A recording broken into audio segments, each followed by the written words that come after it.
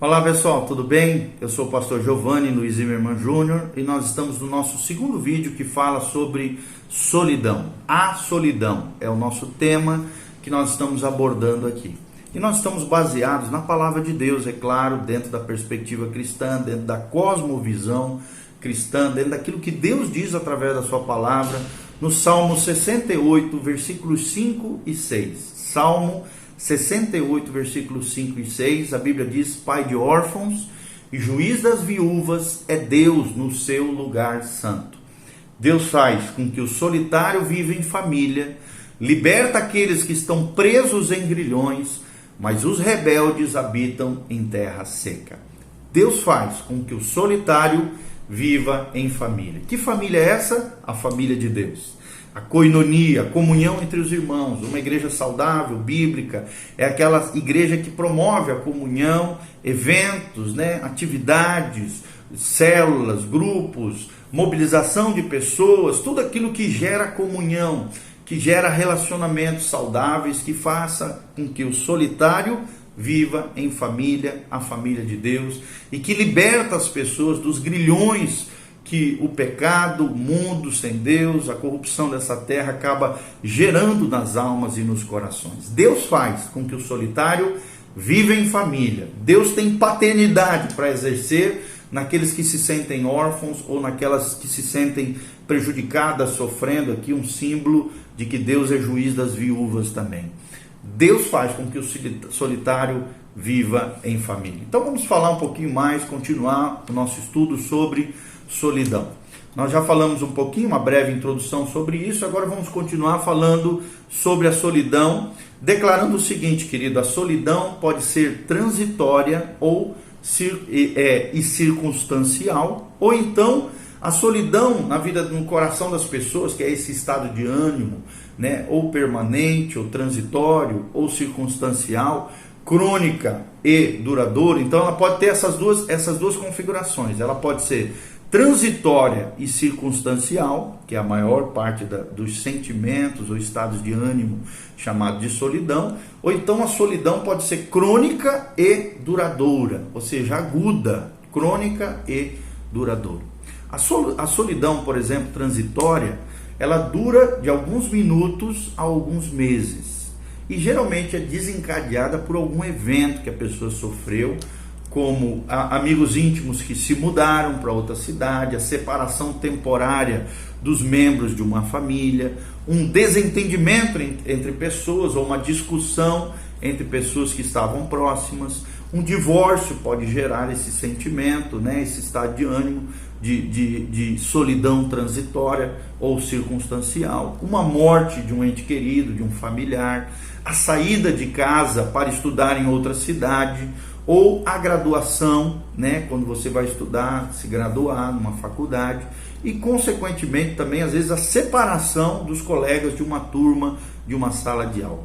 Já o outro tipo de solidão, que é a solidão crônica e duradoura, geralmente é fruto da timidez do indivíduo, da sua baixa autoestima, da autocensura exagerada, de um comportamento socialmente insensível que faz com que os outros se afastem dessa pessoa que está se sentindo solitária, ou de pensamentos de autossabotagem, tais como: não posso ficar sozinho, tenho que ser o ó da festa, ou então aquela pessoa que se sente: não sou ninguém enquanto não entrar para aquela turma, para aquele grupo de pessoas ali especiais. Então, a maioria de nós, vocês sabem, queridos, já passou pela experiência de se sentir sozinho. Como eu já falei, tem dois tipos de sentimento de solidão. Tem a solidão transitória ou circunstancial, que ela dura alguns minutos ou alguns meses. E tem a solidão crônica, que geralmente é fruto da timidez do indivíduo e de uma baixa autoestima, ok? Então a maioria de nós já passou por essa experiência de se sentir sozinho no meio de uma multidão. No entanto, em outras ocasiões, mesmo sem ninguém por perto, não nos sentimos às vezes sozinhos. Isso levou também alguns especialistas, terapêuticos, psicólogos a concluírem que a solidão é uma sensação primordialmente interna, ou seja, vem de dentro, que nem sempre depende da presença ou não de outras pessoas. Essa sensação interna de solidão surge geralmente quando nos percebemos isolados das outras pessoas, quando não conseguimos fazer amigos, por exemplo, ou quando não temos as habilidades sociais necessárias para nos relacionarmos bem com outras pessoas. Vocês sabem, tem pessoas que têm habilidade de se relacionar com pessoas e tem pessoas que têm dificuldade de terem relacionamentos próximos, relacionamentos saudáveis, duradouros, significantes. Então, muitas vezes, esse senso de isolamento que muitos sofrem se manifesta quando a pessoa está separada de Deus e sua vida parece não ter nenhum sentido ou propósito. Isso aqui é muito importante, Quando a gente se afasta de Deus, o Deus que exerce uma paternidade, um cuidado, um amor para com a nossa vida, isso acaba gerando essa sensação interna de solidão, de que a vida não tem nenhum sentido, de que a vida não tem nenhum propósito. E essas pessoas que estão sofrendo isso necessitam de um relacionamento fiel, profundo, íntimo e crescente com Deus, de preferência na companhia de outros crentes. Daí a importância da igreja se tornar uma comunidade de amor, uma comunidade que cura, uma comunidade terapêutica, de restauradora, acolhedora, abençoada e abençoadora. Então é também muito importante distinguir solidão de isolamento. Ou seja, na solidão somos forçados a ficar sozinhos, enquanto o isolamento é um retiro sozinho, voluntário. Então, a solidão nos envolve e permanece em nós, apesar de fazermos tudo para que ela vá embora da nossa vida. Já o isolamento pode ser iniciado e encerrado num período estabelecido, quando bem entendermos. Então, a diferença entre solidão e isolamento. A solidão causa sofrimento, nos deixa esgotados, insatisfeitos. Já o isolamento é estimulante, é revigorante e é agradável a muitas pessoas. Tem pessoas que fazem esse isolamento. Às vezes vão para o meio das montanhas, meditar, refletir, pensar acerca da vida, fazer estudos profundos da palavra de Deus, de bons livros, ter um momento a sós consigo mesmo. Isso é bom, é tremendo, estimulante, é revigorante, é agradável. Ou saem para pescar, ou saem para algum lugar isolado, para um retiro isolado, para contemplação, para solitude.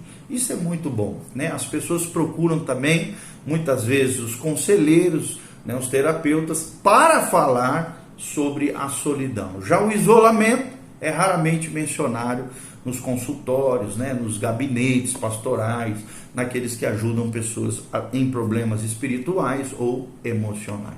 Mas o que a Bíblia fala sobre a solidão? A Bíblia e a solidão é o nosso seguinte tópico que nós vamos abordar. O que a Bíblia fala acerca da solidão?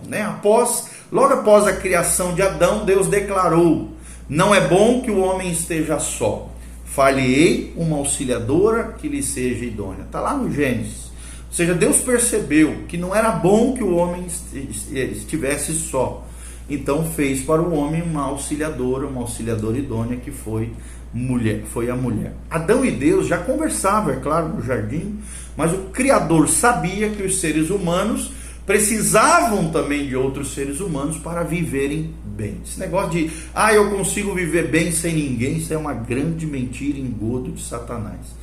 A ovelha que se isola do rebanho, a ovelha que vira desigrejada, a ovelha que se afasta do pastor, a ovelha que se afasta do rebanho se torna vulnerável, se torna susceptível aos ataques do inimigo, dos lobos, dos homens maus, daquelas pessoas que de alguma maneira querem destruir e prejudicar a vida dela. Todo ser humano precisa de outros seres humanos para viverem bem. Por isso Deus criou Eva e disse ao primeiro casal: sede fecundos, multiplicai-vos e enchei a terra, é o que diz a palavra de Deus. Então, em comunhão com Deus e um com o outro, Adão e Eva não já se sentiam mais sozinhos ou solitários. Porém, é claro, quando o primeiro casal caiu no pecado, a sua comunicação com Deus foi interrompida por causa do pecado, né? Foi rompida, e abriu-se então uma separação entre o marido e a mulher, né? O egoísmo, a tensão interpessoal entraram ali no seu relacionamento. Em algum momento a solidão penetrou na raça humana, tá? Então a Bíblia fala pouco sobre a solidão, mas fala sobre isso. Nós lemos ali no Salmo 68, versículos 5 e 6, trata sobre esse assunto, que é o nosso texto central daquilo que nós estamos abordando. A Bíblia fala pouco sobre a solidão, mas esse sentimento, né, esse senso interior aparece repetidamente nas vidas de vários heróis da Bíblia, como por exemplo Moisés se sentiu só, Jó se sentiu só, Neemias se sentiu só, Elias se sentiu só, Jeremias se sentiu só. Davi, por exemplo, escreveu certa vez que se sentia sozinho e aflito. Jesus, que conhece todas as nossas enfermidades, certamente se sentiu sozinho lá no Getsêmani, é o que relata o Evangelho. João também terminou a vida sozinho e talvez solitário na ilha de Patmos, enquanto o apóstolo Paulo aparentemente passou seus últimos dias na prisão, nos grilhões ali, escrevendo a Timóteo, 1ª e 2ª Timóteo. Nós lemos ali na palavra de Deus. Paulo, já quando estava idoso, comentou que seus amigos tinham ido embora, tinham deixado só.